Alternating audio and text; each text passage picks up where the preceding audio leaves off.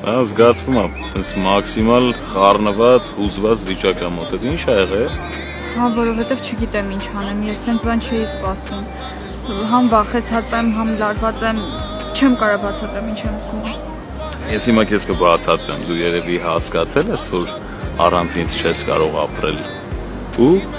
անզոր ես այս կյանքի դեմ առանց ինձ, չէ՞։ Ես հղի եմ։ Հա՞։ Հա, հղի եմ։ Չէիր սպասում, չէ՞։